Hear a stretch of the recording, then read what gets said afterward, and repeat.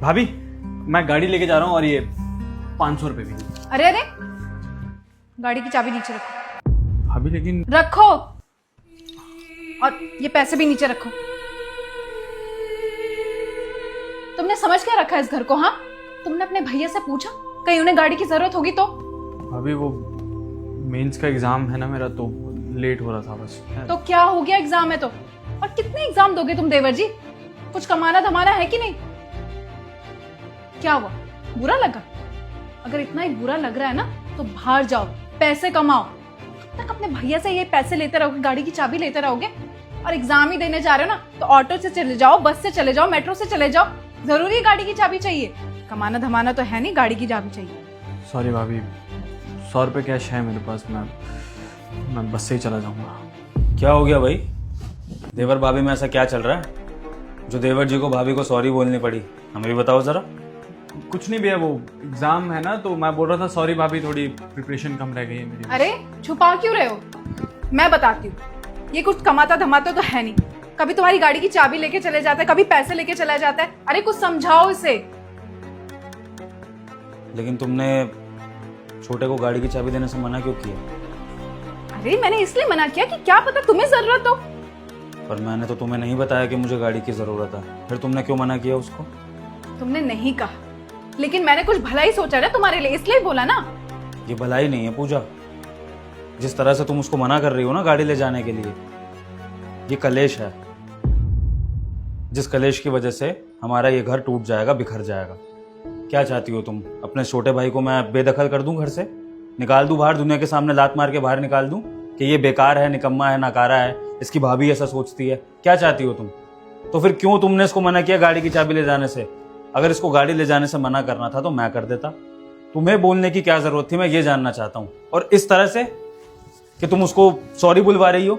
तुम्हें पता है ना हमारे माँ बाप नहीं है, कितनी स्ट्रगल से मैंने अपनी ये जिंदगी सेटल करी है, तुमसे शादी करी है, अपने भाई को इस काबिल बनाया है कि वो एक अच्छे कॉलेज में पढ़ सके।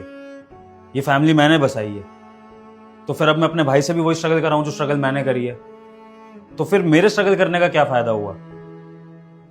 जब एक इंसान स्ट्रगल करता है ना पूजा, तो वो ये सोचकर करता है कि उसकी पूरी आने वाली फैमिली आराम करेगी, अपने सपने पूरे करेगी, उस आदमी के ऊपर निर्भर होगी जो उनके लिए कमा रहा है, सब कुछ कर रहा है। मेरे लिए तुम दोनों इक्वल हो। मैं चाहता हूं कि मेरी कमाई से मेरी पत्नी भी अपने सपने पूरे करे, अपनी जिंदगी जिए, और मेरा छोटा भाई भी। लेकिन अगर पत्नी के मन में ये चीजें आ रही हैं कि छोटे भाई को अपना कुछ अलग करना चाहिए, तो फिर ये इस घर के लिए ठीक नहीं है। और जो तुम कर रही हो, इससे कल को हमें ही भुगतना पड़ेगा। कल को अगर इसकी बहू आ जाती है तो फिर वो क्या करेगी? वो तुम्हारे ये बिहेवियर देख के इसको मेरे खिलाफ भड़काएगी, अपने जेठ से ऊंची आवाज में बात करेगी। तो फिर ये घर तो वैसे भी बिखरना है। तो तुम बता दो, मैं आज ही इसको अलग कर देता हूं। अगर तुम्हें ये जायदाद वाला इशू है, पैसे वाला इशू है, तो बताओ। नहीं नहीं, मैं ऐसा नहीं करना चाह रही थी। मैं तो बस देवर जी को समझाना चाह रही थी कि वो कुछ करें, कुछ कमाएं। बस मेरा सॉरी देवर जी। माफ़ी मांगिए, आई एम सो सॉरी। और गलती भैया भाभी की नहीं है, गलती मेरी है। आप खुद सोचिए ना, 25 साल का हो गया हूँ, कब तक ऐसे एग्जाम देता रहूँगा, आप लोगों के टुकड़ों पे पलता रहूँगा? भैया भाभी ठीक ही तो कह रही है। चुप कर, ज्यादा बड़ा बनने की जरूरत नहीं है। आया बड़ा कमाने वाला। तेरे को कहा है तेरे भाई ने कमाने के लिए? कमाने के लिए तेरा बड़ा भाई बैठा है, तू अपनी पढ़ाई लिखाई कर। और देख, मुझे तुझ पे पूरा भरोसा है कि तू कोई टाइम वेस्ट नहीं कर रहा है, तू मन लगा के पढ़ाई ही करता है। हाँ, अगर तू आवारागर्दी करता तो मैं जरूर तुझे पकड़ता और तुझे ये सब पैसे वैसे नहीं लेने देता। लेकिन मुझे पता है ना कि तू शरीफ है, तो बस बात खत्म। तू कर अपनी पढ़ाई, अपने सपने पूरे कर। और पूजा, एक बात बहुत अच्छे से समझ लो, बड़ों को छोटों का जिंदगी भर करके ही चलना पड़ता है। अगर हम छोटों से बराबरी करेंगे तो फिर छोटे हमारी इज्जत नहीं करेंगे। अब छोटा हम दोनों के पैर छूता है, तो क्या वो ही एक्सपेक्ट करेगा कि हम भी उसके पैर छुएं? तो बस इसी एग्जाम्पल से समझो कि अगर हम उसको फैसिलिटीज दे रहे हैं तो ये जरूरी नहीं है कि वो फैसिलिटीज हमें भी दे। जब तक भगवान ने हमें हाथ पैर दिए हैं, हम अपना भी करेंगे और अपने छोटों का भी करेंगे। इसकी बहू आएगी, हम उसका भी करेंगे। समझ रही हो? जी मैं समझ गई हूँ, मैं आगे से ऐसा कभी नहीं करूंगी। अब आगे से ये इस तरह के कलेश देवर भाभी में कभी होने नहीं चाहिए। अब चलो गाड़ी की चाबी अपने हाथों से इसको दो।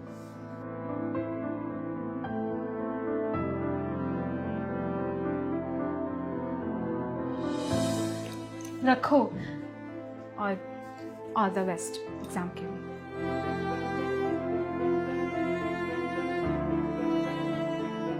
All the best.